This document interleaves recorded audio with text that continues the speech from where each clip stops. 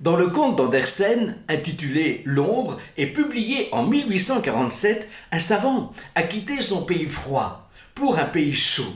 Et c'est, précise-t-il, terrible, comme le soleil brûle dans les pays chauds. En vérité, c'est insupportable. Il se trouve véritablement dans une fournaise ardente. De ce fait, il maigrit, et son ombre, corollairement, se rétrécit elle aussi considérablement. Concrètement, ce n'est qu'à l'heure entre chien et loup que sa vie ne reprend véritablement. Et pas uniquement sa vie, parce que tous ses voisins, à partir du coucher du soleil, tous ses voisins s'installent sur les balcons. Tous les balcons, ai-je dit, sauf un, celui de la maison située en face de celle du savant. Pourtant, il doit y avoir quelqu'un, puisque des fleurs admirables s'y épanouissent et qu'une douce musique sort de l'intérieur. Une nuit, alors qu'il est réveillé, le savant voit que les fleurs brillent comme des flammes et qu'au milieu d'elles se tient debout une jeune fille tout à fait charmante. Cette lumière lui brûle même les yeux. Il écarte alors les rideaux pour mieux voir, mais tout a disparu. Un soir, il se rend compte, à la lueur d'une bougie, que seule son ombre projetée sur le mur d'en face habite cette maison.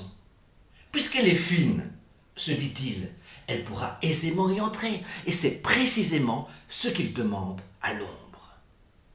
Le lendemain, il constate que son ombre n'est pas encore revenue. Malgré ses appels, son ombre ne réapparaît pas.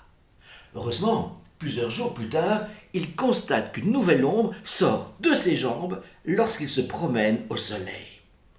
La racine, se dit-il, y était probablement restée, et le savant continue à écrire, comme il l'a toujours fait, sur le vrai, le beau, le bon. En fait, l'ombre du savant a pris son indépendance et revient quelques années plus tard. Elle confie au savant qu'elle a fait illusion dans la société en se faisant passer pour un homme. Désormais, l'ombre a pris corps, est chair et porte des habits. L'homme est riche et a par conséquent les moyens de se racheter. Le savant est naturellement heureux d'avoir retrouvé son ombre et ne voit pas de quelle dette il pourrait être question.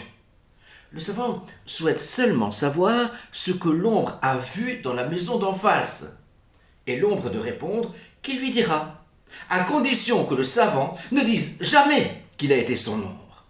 L'engagement est pris, je te le promets, un homme est un homme, et une parole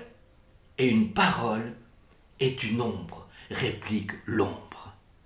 Et l'ombre dénonçait que c'est la poésie elle-même qui habitait la maison. C'est la poésie qui scintille, c'est la poésie qui flamboie, c'est la poésie qui peut brûler les ailes. Mais pas les ailes d'une ombre apparemment, car désormais l'ombre a tout vu, c'est tout. Et c'est en entrant dans la maison et dans toutes les chambres que l'ombre est devenue un homme. L'ombre précise encore, je vis par où personne ne pouvait voir, et ce que personne ne pouvait voir ni ne devait voir. Pour vous dire la vérité, ce monde est bien vil. Il a vu ce que personne ne devait voir, le mal du prochain. Et l'ombre repart chez elle, où elle demeure, c'est-à-dire du côté du soleil. Une année plus tard, l'ombre revient à écrire sur le vrai, le beau et le bon. Le savant n'a aucun succès, à l'inverse de l'ombre qui ne cesse de s'engraisser. C'est à ce moment-là qu'elle demande au savant de devenir son ombre à elle. Après quelques réticences, le savant accepte et l'ombre est devenue le maître et le maître devenu l'ombre de lui-même. Ils partent au bain ensemble et s'y rencontrent une princesse qui, dit-on, voit trop clair. Elle est clairvoyante. Elle sait que l'ombre est venue parce qu'elle n'a pas d'ombre. Amoureuse, elle souhaite mettre l'ombre au défi de certaines connaissances. L'ombre avoue son impuissance à répondre, mais stipule que son ombre, entendez par là le savant, en est au contraire tout à fait capable. Et en effet, le savant peut répondre à toutes les interrogations de la princesse. Aussi décide-t-elle d'épouser l'ombre. Ils arrêtent alors leur mariage. Au pays de la princesse, l'ombre s'adresse au savant. « Tu recevras 100 000 écus par an, mais tu dois obligatoirement te laisser qualifier d'ombre par tout le monde. » Ce que le savant refuse, tout naturellement.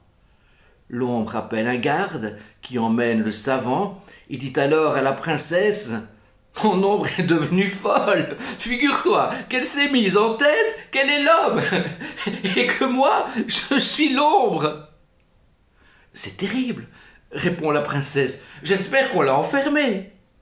Et elle précise: ce serait un bienfait que de lui ôter le peu de vie qui lui reste. Et, dans une hypocrisie bien cruelle, l'ombre rétorque qu'il s'agit là d'une affreuse extrémité, mais il y consent bien sûr. Et le conte se clôture ainsi.